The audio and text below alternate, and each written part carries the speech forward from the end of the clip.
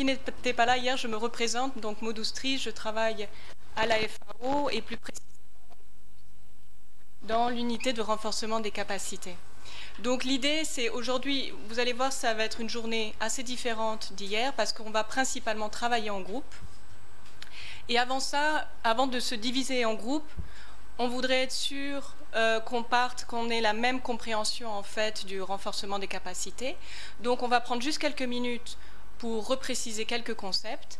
Et aussi, c'est l'occasion d'expliquer un petit peu l'approche globale de l'AFAO en termes de renforcement des capacités. Donc là, je vais passer un peu vite parce que Souley l'a déjà abordé hier.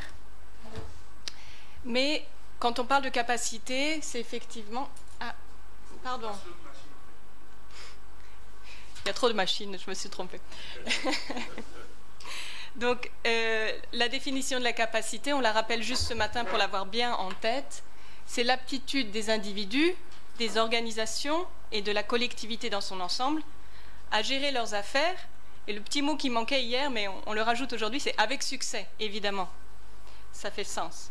Donc, le renforcement des capacités, c'est le processus qui va consister à mobiliser, à renforcer et à conserver cette aptitude.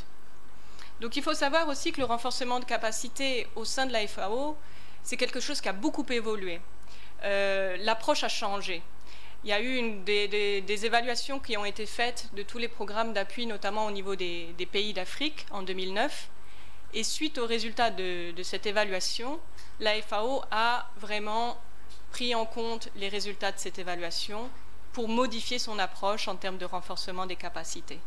Et maintenant, en fait, c'est vraiment une fonction essentielle qui est au cœur du mandat de l'organisation. Alors, de notre point de vue, le renforcement des capacités, il est évidemment mené par les acteurs du pays.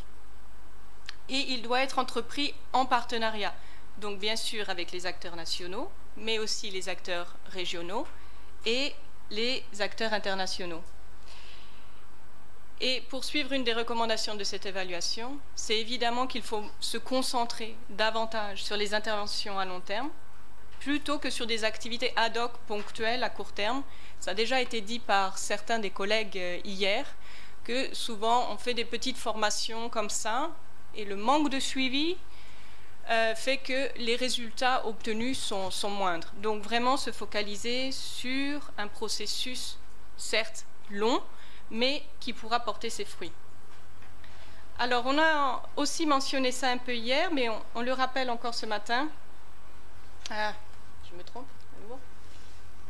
Donc, on a parlé des 3 dimensions. Donc, comme le disait Souley hier, le renforcement des capacités pour la FAO, c'est une approche qui est holistique, parce qu'on voit le pays sous 3 dimensions. Donc, on a les capacités au niveau individuelle, ça c'est celle qu'on connaît souvent le plus. Qu'est-ce que ça recouvre? Ça recouvre évidemment tout ce, ce que sont les connaissances, les compétences, etc. Mais il y a également les capacités au niveau des organisations. Donc là, on va plutôt parler des mandats, des processus internes, des mécanismes de collaboration entre les organisations, etc. Et puis, comme ça a été aussi soulevé par certains d'entre vous, il faut garder en tête qu'un pays va réaliser ses objectifs de développement si et seulement s'il arrive à renforcer les capacités des individus et des organisations, mais tout ça ne servira à rien s'il n'arrive pas à créer un environnement favorable. Donc quand on parle d'environnement favorable ou d'environnement porteur, c'est-à-dire c'est le contexte dans lequel les individus, les organisations vont opérer. Et donc là, on parle évidemment du montage institutionnel, de l'environnement juridique, politique, etc.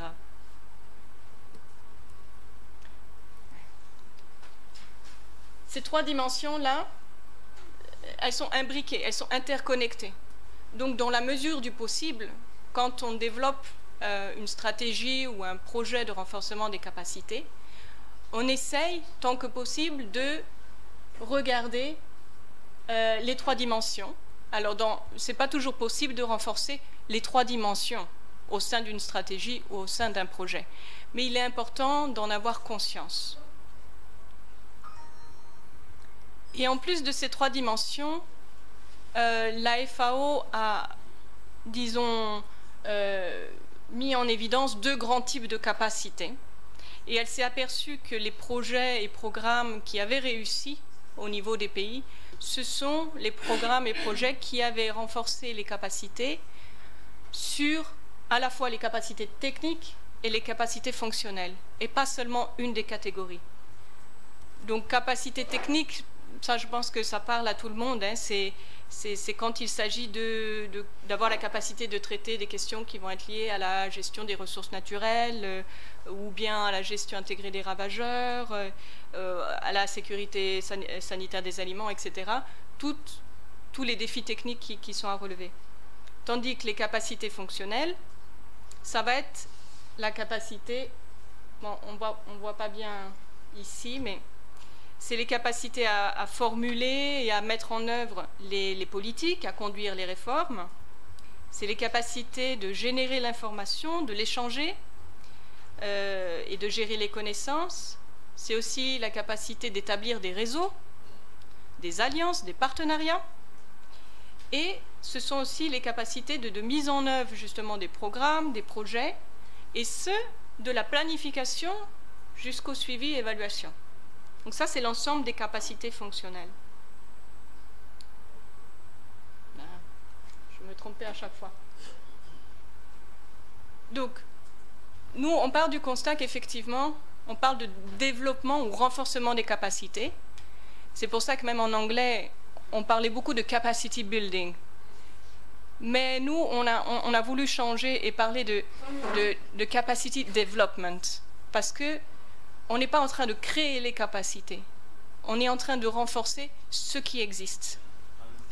Et je crois que hier, quand on a écouté les différents acteurs ici, on s'est bien aperçu qu'il y a déjà énormément de capacités au sein des différents pays, au sein des différentes organisations et institutions, mais que certaines méritent d'être renforcées. Donc, on a besoin de connaître l'existant d'abord. Donc, la démarche de la FAO, c'est évaluer les capacités existantes, n'est-ce pas? Et donc, logiquement, pour faire ça, on fait donc une évaluation des capacités. C'est un processus qui prend un peu de temps, il faut l'avouer. Et surtout, c'est un processus qui doit impliquer tous les acteurs. Parce que la clé de la réussite, c'est d'avoir une approche participative, donc que tous les acteurs soient représentés. Donc, comme vous l'avez vu, normalement, nous, notre point d'entrée, c'est le pays, ce n'est pas la région. Donc là, on a un petit défi à relever parce qu'ici, on est au niveau d'un atelier régional, tandis que la méthodologie de la FAO, elle s'applique davantage à une entrée pays. Et alors, normalement, je vous explique rapidement la démarche pour une entrée pays, c'est qu'on va essayer d'analyser et d'évaluer les capacités au niveau des 3 dimensions. Donc, comme on l'a dit, individuelle, organisationnelle et au niveau de l'environnement. Et on va s'attarder d'abord à connaître quelle est la situation actuelle, c'est ça dont on parlait tout à l'heure, les capacités existantes. Puis, on va demander aux acteurs de se projeter sur la situation souhaitée, c'est-à-dire quel niveau de capacité vous avez besoin pour mener à bien votre projet. Ici, dans ce cas présent, c'est pour une bonne mise en œuvre de l'EcoWAP. Et la dernière partie, c'est OK, on sait ce qu'on a, on sait ce qui nous manque, mais il faut encore définir comment y arriver. C'est-à-dire, quelles sont les modalités de renforcement de capacité que vous allez suggérer pour pouvoir arriver au niveau de capacité souhaité. Donc, habituellement, c'est un processus qui se fait en 2 étapes avec 2 ateliers. Le premier qui va justement expliquer tous ces concepts et évaluer les capacités à travers des questionnaires qui auraient été élaborés au préalable de façon assez détaillée. Et au cours de cet atelier participatif, les différents acteurs vont s'attarder à remplir ce questionnaire, ce qui permettra d'avoir une bonne idée des capacités existantes et des capacités souhaitées. Bien sûr, il y a un rapport qui est émis et puis on se retrouve à nouveau lors d'un deuxième atelier de validation pour, une fois qu'on a un peu digéré tout ça. Et c'est lors de cet atelier de validation qu'on pourra bien dégager les grands piliers du programme ou du projet de renforcement de capacité ou de la stratégie.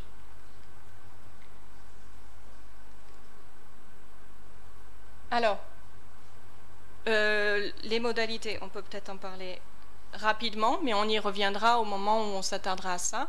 Mais ayez en tête que une fois qu'on a identifié effectivement nos besoins en termes de capacité, on va essayer de savoir comment les renforcer.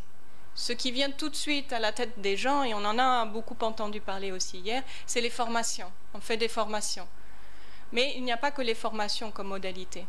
Pour chaque niveau, pour chaque dimension, on peut avoir des modalités particulières. Donc, évidemment, pour le niveau individuel, on a les formations, mais on peut aussi avoir les formations, ce qu'on appelle on-the-job training en anglais, ou bien formation sur le tas. Il peut y avoir des visites d'études. On a eu un cas hier d'une présentation de visite d'études. Il peut y avoir bien sûr les formations théoriques. Il peut y avoir un appui à la direction d'encadrement, le partage des connaissances. Au niveau des organisations, pour la dimension des organisations, bien sûr, on peut avoir par exemple un appui à la définition des mandats, des termes de référence, la création de plateformes, un appui à la planification stratégique, de la coopération sud-sud, de la création de réseaux, etc. Et pour vous donner quelques exemples également au niveau de la dimension de l'environnement, on peut avoir un appui aux politiques et au dialogue, appuyer le plaidoyer, les capacités en termes de plaidoyer de haut niveau, et bien sûr aussi organiser des ateliers régionaux sur les politiques. Donc ça, c'est juste pour vous donner un aperçu, avant de partir en travaux de groupe, que une fois que vous aurez identifié les besoins que vous avez et qu'on passera à la définition des modalités, il faudra garder en tête qu'il existe tout un panel et ça sera à vous de suggérer les modalités qui vont s'adapter au mieux à chacun des besoins à renforcer. Donc vous voyez aujourd'hui... Donc là, on va démarrer les travaux de groupe. Et vous voyez déjà que, bon, comme je vous le disais, notre approche, nous,